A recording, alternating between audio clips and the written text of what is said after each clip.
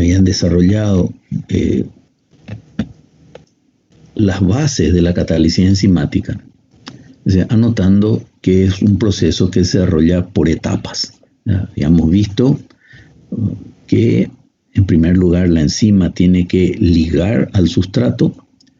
Eso ocurre en un sitio particular de la enzima en el cual hay complementariedad estérica, es decir, de espacio, de volumen. Hay una complementariedad electrónica, puede haber grupos que atraen iónicamente para retener el sustrato, de complementariedad también por el carácter hidrofílico o hidrofóbico que permite una interacción entre enzima y sustrato.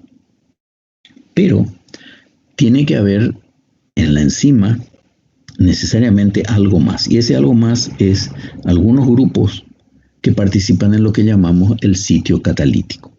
Es donde efectivamente se va a producir la transformación del sustrato a productos. Y lo que empezaremos a analizar ahora es qué está ocurriendo en ese sitio. ¿Qué es lo que puede ocurrir en ese sitio que garantice que la catálisis enzimática se lleve adelante?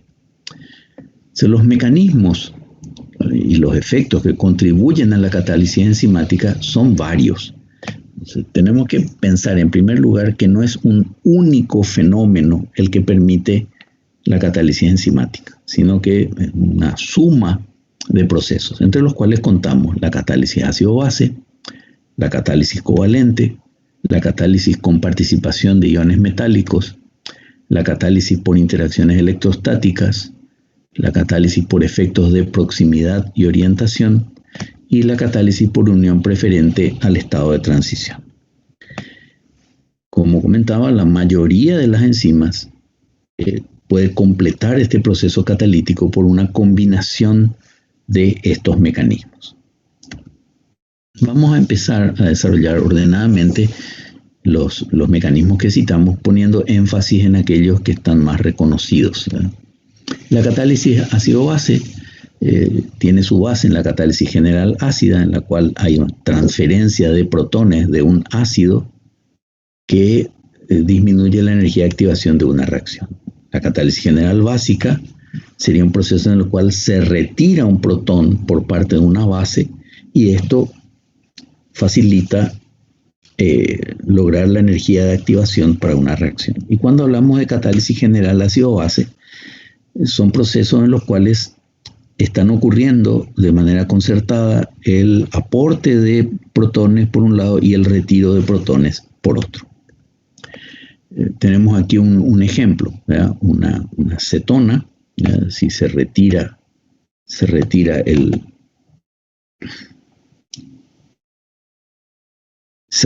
este protón, ¿verdad? Puede dar lugar a un enol, ¿verdad? Pasando por un estado de transición. Recuerden que estas líneas punteadas implican los enlaces que se están rompiendo y los enlaces que se están formando. En este caso es un proceso de transferencia donde aquí se retira un protón, pero luego ese protón se agrega aquí.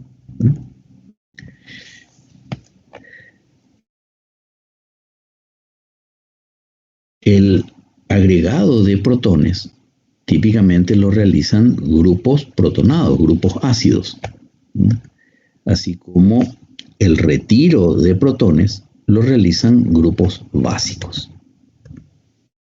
Una evidencia de que existen procesos ácido-base en la catálisis está dada por estas curvas que presentan las diversas enzimas con cambio de su velocidad cuando cambia el pH, lo cual implica que existen dadores de protones implicados, como la forma protonada del aspartato, es decir, el ácido aspartico, el ácido glutámico, el sulfidrilo de la cisteína, y las formas protonadas de histidina y lisina. Recordemos que estas tienen carga positiva cuando están protonados. ¿Y quiénes actúan como aceptores de protones? La histidina desprotonada, el N-terminal desprotonado y las formas desprotonadas como aspartato, glutamato o restos tiolato de cisteína que han perdido un protón. Distintas enzimas presentan perfiles de actividad en función de su pH. Así, algunas enzimas como pepsina son muy activas a pHs muy ácidos, y otras como la tripsina a pH más próximo al neutro, o la fosfatasa alcalina en pHs más básicos. Y esto se debe a que el estado de protonación o desprotonación de los residuos altera la estructura la estructura proteica, sobre todo influye en el plegado, y la actividad enzimática. Vamos a ver estas variaciones asociadas a mecanismos ácido-base en varias enzimas como lisozima, las proteasas asparticas, por ejemplo. En el caso de la lisozima, tenemos en el sitio catalítico un resto de glutamato, el glutamato 35, que está protonado y por lo tanto actúa como ácido, y muy cercano un resto de aspartato que está desprotonado y por lo tanto actúa como base. Más adelante vemos el mecanismo. O sea, aquí tenemos el glutamato. Una vez que el sustrato se ha fijado en el sitio y es un glucosaminoglucano, el glutamato, actuando como ácido, cede un protón, con lo cual se escinde el enlace glicosídico y el glutamato queda desprotonado. Como aquí se generó una carga positiva, esa carga está estabilizada por este aspartato con carga negativa, formando un intermedio covalente. El ataque de una molécula de agua permite disociar al aspartato de lo que resta del sustrato, con lo cual el aspartato recupera su estructura original y la molécula de agua que atacó provee un protón para reponer el glutamato en su estado protonado original. Observen entonces cómo el glutamato 35 al final de la reacción vuelve a estar como un ácido protonado y el aspartato 52 vuelve a estar desprotonado, es decir, dispuesto como para actuar en forma de una base. El otro tipo de mecanismo importante que vemos en algunas enzimas es el mecanismo covalente. Decimos que hay mecanismo covalente cuando se forma un enlace covalente entre la enzima y el sustrato o entre el sustrato y el cofactor que participa. Generalmente son dos reacciones. En primer lugar, una adición nucleofílica, dado que el agente atacante más común en las estructuras proteicas son R's nucleofílicos, que a su vez se siguen por una reacción de eliminación. Encontramos este tipo de mecanismos con catálisis covalente fuertemente representado en las aminotransferasas, las proteasas de serina y las proteasas de cisteína como la papaína. Obviamente, si hay una reacción donde participan adiciones nucleofílicas como mecanismo, tiene que haber agentes nucleofílicos. Y estos agentes van a ser alcoholes, como los presentes en serina o treonina, tioles, como presente en cisteína, los grupos amínicos protonados, como vemos en lisina, o imidazol protonado. En estos al desprotonarse van a generar una especie fuertemente nucleofílica. Como mencionábamos, grupos hidroxilo, sulfidrilo, amino e imidazol. Pero también necesitamos agentes electrofílicos, y entre ellos contamos los protones, los iones metálicos, el carbono carbonílico o el carbono de iminas. Estos tienen un fuerte carácter electrofílico.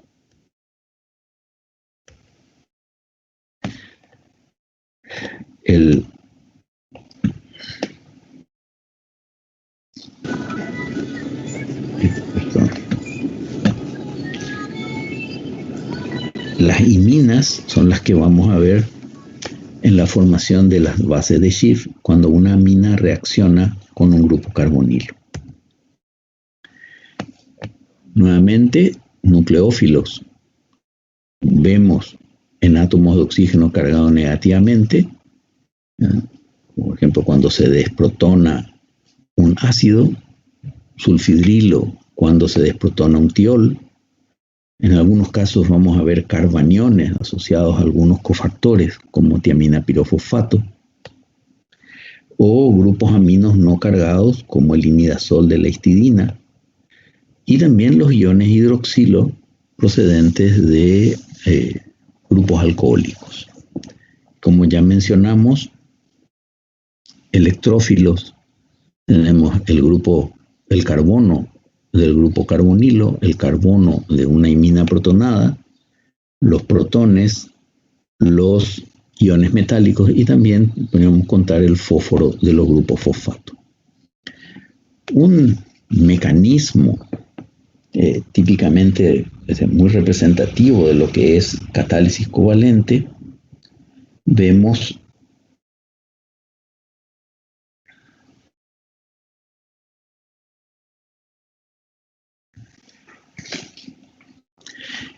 en las aminotransferasas. Estas enzimas que catalizan la conversión de un aminoácido en su correspondiente alfa-cetoácido, pero el grupo amino que se ha perdido aquí se transfiere a otro cetoácido para generar un nuevo aminoácido. Este es un mecanismo claramente representativo de catálisis covalente, en el cual inicialmente tenemos un aminoácido, un alfa aminoácido, que va a asociarse a un complejo que contiene la enzima, la aminotransferasa, junto con un cofactor que es el fosfato de piridoxal. ¿Sí? Algo. ¿Hola? Hola, profe.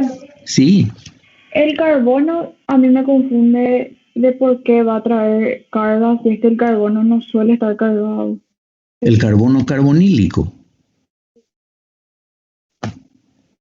porque el oxígeno es muy electronegativo, entonces atrae los electrones hacia él, dejando un déficit de carga sobre el carbono. ¿Está? Un déficit de densidad electrónica. Es como si tuviera déficit de electrones, porque el oxígeno está atrayendo esos electrones. Y por eso atrae a grupos que contienen alta densidad electrónica. Que está unido a un amino también pasa lo mismo. Exactamente. El nitrógeno es más electronegativo que el carbono, entonces desplaza la densidad de carga hacia el nitrógeno y deja déficit de carga sobre el carbono, de manera que grupos que tengan alta densidad de electrones sean atraídos por esa zona de baja densidad electrónica. ¿Se entiende? Bueno, quiero volver al ejemplo de las aminotransferasas. Dije, la enzima está formando un complejo con el cofactor, que es fosfato de piridoxal, que es lo que vemos aquí abajo. Entonces, este grupo amino del aminoácido dador, que es el sustrato, se liga a un grupo aldehído del cofactor, de manera que forma un intermedio covalente transitorio.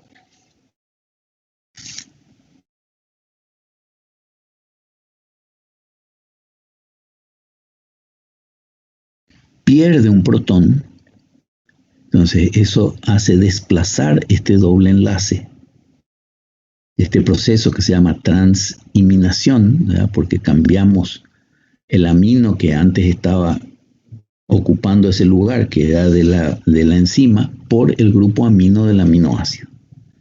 Una tautomerización de doble enlace y a continuación una hidrólisis. Fíjense, el nitrógeno del sustrato, ¿dónde quedó unido ahora? Al cofactor. Y sale el primer producto, que sería el cetoácido 1. Fíjense que se formó un enlace covalente entre el cofactor y algo del sustrato que queda modificando al cofactor. Y en una segunda fase de la reacción, este cofactor, que ahora es fosfato de piridoxamina, en lugar de ser fosfato de piridoxal, reacciona con un cetoácido, que sería el cetoácido 2, marcado en celeste, para asociarse a él y recibir el nitrógeno que dejó el primer sustrato. Podemos ver claramente que hay formación de enlace covalente entre componentes de la enzima, en este caso el cofactor, y el sustrato o los sustratos.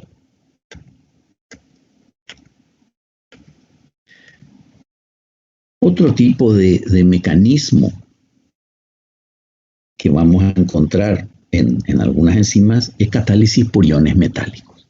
Es decir, donde un ion metálico, por lo tanto una metaloenzima, es decir, una enzima que tiene permanentemente unido un ion metálico, participa activamente del proceso catalítico. Estos iones metálicos asociados a este tipo de procesos son típicamente metales de transición. Son metales que tienen una carga positiva, algunos de ellos con más de un estado de oxidación estable, y que tienen orbitales de semillenos, lo cual le permite asociar a la proteína de manera estable. Por tanto, las metaloenzimas, el ion metálico forma parte de la estructura proteica. ¿Y qué aporta ese metal?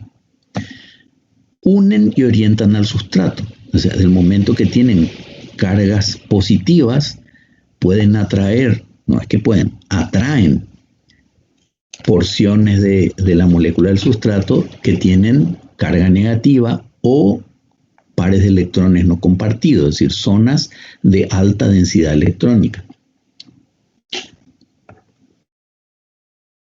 También pueden intermediar o participar de reacciones de oxidorreducción transfiriendo electrones, como el hierro, que tiene estado de oxidación 2-, o sea, aquí estaría actuando como un reductor, o 2+ o 3+, en 2+ como reductor y en 3+ como oxidante. También eso puede pasar con el cobre, que tiene estados de oxidación 1+ y 2+. También esos metales pueden estabilizar cargas electrostáticas y apantallar cargas para evitar repulsiones. Y polarizar moléculas de agua. Si polarizamos la molécula de agua, atrayendo electrones de sus enlaces, podemos generar agentes nucleófilos muy potentes. Estos efectos los podemos ver en enzimas que actúan por catálisis donde los iones metálicos son importantes, como la carboxipeptidasa o la anidrasa carbónica. Tenemos que distinguir las enzimas activadas por metal, que son enzimas en las cuales el ion metálico no forma parte permanente de la estructura de la enzima, pero participan estos iones, sobre todo apantallando cargas o produciendo cambios en la conformación de la proteína. El ejemplo más conocido es la activación por magnesio de las enzimas llamadas quinasas. ¿Recuerdan qué clase de reacción catalizan las quinasas? Son transferasas, profe. Pero transferasas ¿de qué? De fosforilo. De fosforilo. ¿Y cuál es el agente más importante para transferir fosforilo? ADP. ¿Perdón? ¿Cuál? ATP, perdón. ATP. Y como el ATP tiene muchos grupos fosfato, esos grupos fosfato también se repelen y los iones magnesio minimizan esa repulsión, ¿verdad? Apantallando carga. Aquí tenemos un mecanismo que vemos de metaloenzimas en el caso de la anhidrasa carbónica, donde un ion de zinc está retenido a la estructura proteica por unión a residuos de imidazol. ¿Qué aminoácido aporta estos residuos de imidazol?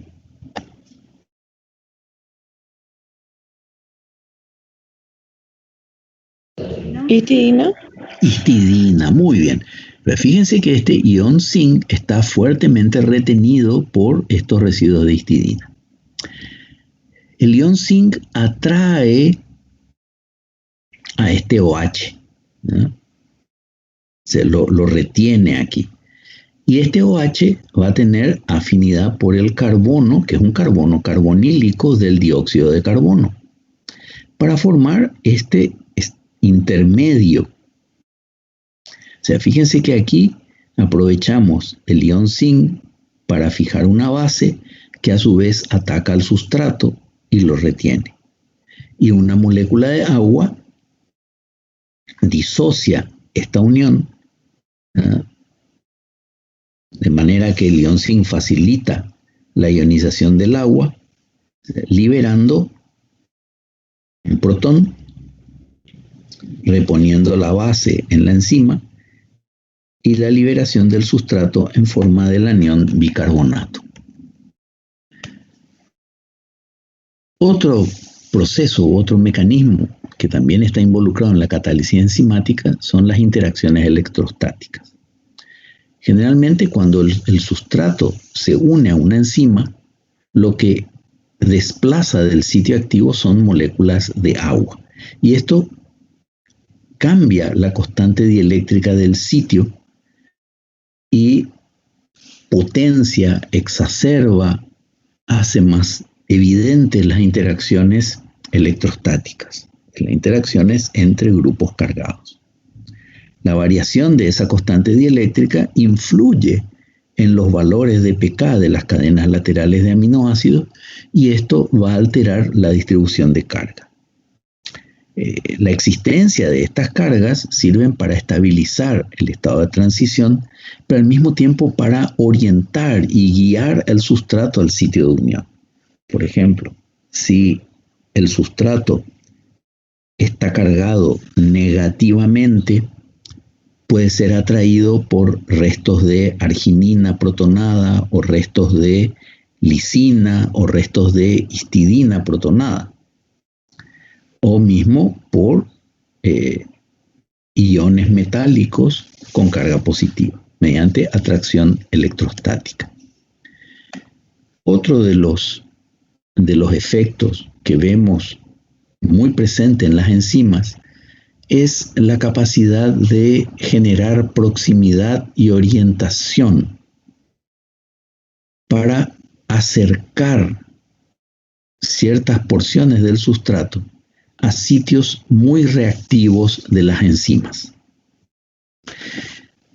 Probablemente este efecto y el que vamos a ver a continuación son los que más responsabilidad tienen en la alta eficiencia de las reacciones catalizadas por enzimas.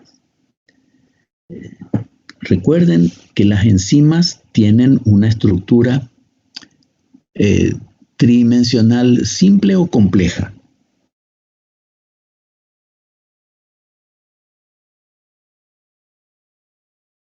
Son proteínas regulares, complejas, y van a ofrecer sitios donde cualquier molécula puede entrar.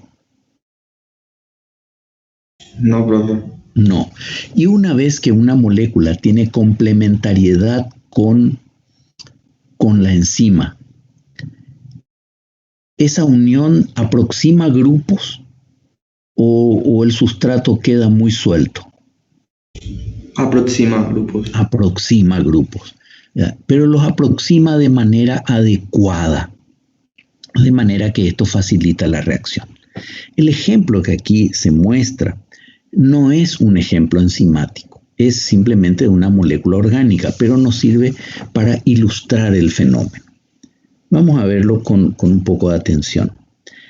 Esto sería el sustrato, ¿verdad? Un éster acético, lo que está en negro es un resto de acetato, de el paranitrofenol. Este éster va a ser hidrolizado por acción del imidazol. Recuerden, no estamos hablando de una reacción propiamente enzimática, sino de un proceso de química orgánica. Y va a liberar paranitrofenolato. ¿Qué pasa si este grupo imidazol está unido covalentemente al sustrato? Va a tener más o menos libertad de movimiento que en el caso anterior. Menos. Fíjense que al tener esta unión, enfrenta este grupo reactivo con el sitio que va a ser atacado, que es el carbonilo del éster. La reacción es exactamente la misma, va a liberar paranitrofenolato. ¿Cuándo la reacción va a ser más rápida? ¿Cuando el imidazol esté en disolución o cuando esté muy próximo al sustrato? Próximo. Claro, cuando está próximo al sustrato, en este caso está unido incluso covalentemente. La reacción es 24 veces más rápida. Y esto es un factor muy importante. Recuerden que la enzima retiene al sustrato, pero no lo retiene de cualquier manera, sino orientándolo de manera que aproxima aquellos grupos que van a reaccionar. De ahí que cualquier variación en la estructura de la proteína, por ejemplo, por una mutación o una modificación covalente de la proteína, ¿podrá afectar la actividad de la enzima? Sí. Claro, porque si en el sitio donde tiene que haber una proximidad con un grupo reactivo, ese grupo no está, o hay algo que impide esa proximidad, evidentemente la velocidad de la reacción o incluso el proceso catalítico va a estar fuertemente comprometido. Y finalmente, el mecanismo que también contribuye grandemente a justificar la catálisis enzimática es lo que llamamos catálisis por fijación preferente al estado de transición. En la sesión pasada, la profesora Bierzi les había señalado que en realidad los modelos que se iban proponiendo para la unión de enzima-sustrato iban demostrando que más que por tener afinidad la enzima por el sustrato, tendía a tener afinidad por el complejo del estado de transición. Y una vez llegado a formar ese complejo de estado de transición, era más fácil evolucionar hacia los productos. Quiere decir entonces que las enzimas van a forzar la estructura del sustrato a que adopte, a que se parezca al estado de transición, ¿no? A que se aproxime geométricamente al estado de transición. Recordemos que la enzima ofrece o provee sitios de unión de sustrato en los que solamente el sustrato va a encajar si experimenta alguna distorsión estructural, es decir, si se modifica un poco, ¿verdad? Si se alinean sus orbitales para facilitar las reacciones. Eso que representábamos con esas líneas punteadas indicando que los enlaces originales, ¿qué les estaba pasando? Lo estaban rompiendo. Y unos nuevos enlaces se estaban formando. ¿Cómo los grupos presentes en ese sitio, tanto de fijación del sustrato como el sitio catalítico, influyen, de vuelta vamos a representarlo con un ejemplo de la química orgánica. Aquí tenemos una estructura aromática que tiene un grupo ácido y un grupo alcohólico. ¿Qué reacción se da entre un ácido y un alcohol? Formación de éster. De un éster. Y en este caso se puede formar un éster cíclico que se denomina lactona. Fíjense, ¿cuándo la reacción va a ser más rápida? Cuando R sea más grande o más pequeño. ¿Qué les parece? Más grande. Claro, más grande, porque entonces va a empujar a estos grupos y los va a aproximar para que la reacción se produzca. Si bien este es un ejemplo de la química orgánica, pensemos en una estructura compleja como una proteína con actividad enzimática. Tiene la capacidad de encajar al sustrato y modificar su estructura para que se produzca esa estructura parecida al estado de transición. O sea, de hecho, por ejemplo, en la isomerización de L-prolina a D-prolina, hay un estado de transición plano, es decir, donde permite coplanariedad es decir, este estado de transición permite que los orbitales sean coplanares. Estas interacciones que fijan el estado de transición lo que hacen es elevan la concentración del sustrato en el sitio catalítico. Es como si la concentración fuera muy alta. Y la enzima puede fijar al sustrato activado, es decir, el sustrato en ese estado de transición, con una afinidad que llega a ser hasta 1.000.000 de veces superior a la afinidad que tiene por el propio sustrato. Entonces, decimos que los buenos sustratos no tienen que ser precisamente los de mayor afinidad por la enzima, sino con gran afinidad por el estado de transición. Así también, un análogo del estado de transición. Imaginen que este estado de transición no puede evolucionar hacia el producto. Van a actuar como potentes inhibidores. ¿Por qué? Porque van a ocupar ese sitio, la reacción no va a continuar y no van a dejar que un nuevo sustrato ingrese. Este mecanismo de la catálisis por fijación preferente del estado de transición es el que mejor explica la eficiencia enzimática. Ahora bien, decíamos al principio, y hay que reiterar, que el gran aumento de velocidad que se logra con las enzimas es debido a una combinación de diferentes mecanismos y de los efectos que hemos mencionado. Y vamos a usar este ejemplo que ya vimos de la lisosima para ir explicando cómo no es solo un proceso de ácido-base. Por ejemplo, aquí, cuando el glutamato protonado cede este protón, es una catálisis general ácida. Cuando se forma este ion oxonio en el estado de transición, hay catálisis por unión preferencial del estado de transición. Cuando el aspartato ataca a este carbocatión, es una catálisis con carácter electrostático. Se forma un intermedio covalente entre este sustrato transitorio y la enzima, es un ejemplo de catálisis covalente. Luego tenemos nuevamente un ejemplo de catálisis general ácida, cuando el glutamato desprotonado retira un protón del agua,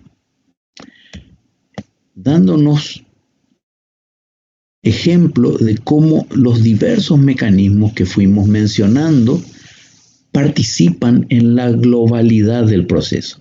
Entonces, ¿cuál sería el único componente de estos mecanismos que no está presente aquí, en este ejemplo? El que es por iones metálicos. Exacto, no involucra iones metálicos. Perfecto. Por lo tanto, no olvidemos, para ir cerrando esto relativo a los mecanismos, Ningún mecanismo catalítico altera la energía libre, la variación de energía libre de la reacción. Por lo tanto, ninguna enzima puede volver espontánea o reversible una reacción que no tenga esas condiciones termodinámicas. Las enzimas no cambian la constante de equilibrio ni la posición del equilibrio. Solo pueden influenciar en la velocidad con que se alcance el equilibrio en el caso de que pueda alcanzarse. Pero como las reacciones biológicas involucran enlaces covalentes, si no tenemos catálisis de enzima, puede hacer directamente que la reacción, a pesar de ser termodinámicamente espontánea, no ocurra o que ocurra muy lentamente, lo cual no nos serviría para mantener el metabolismo. Entonces, la expresión reducida o disminuida o la ausencia de una enzima puede conducir a situaciones patológicas, porque esperamos que ocurra una reacción y esa reacción no está ocurriendo. Bien, vamos a cerrar esta presentación de mecanismos de acción enzimática para pasar a hablar de las proteasas, sobre todo las proteasas más importantes. Profe, yo tengo una pregunta. Sí. El mecanismo que acabamos de ver de catálisis por fijación preferente al estado de transición ocurre porque la enzima tiene más afinidad al estado de transición que al sustrato, ¿verdad? Correcto. Gracias. La enzima, ¿qué hace? Liga al sustrato y lo distorsiona. Y en esa distorsión que le hace, se parece estructuralmente al estado de transición. Y tiene mucha afinidad por él. Aumenta la concentración del estado de transición, de sustrato con estructura de estado de transición, y eso facilita la reacción. No sé si quedó aclarado. Bien, entonces, ahora pasamos a hacer una revisión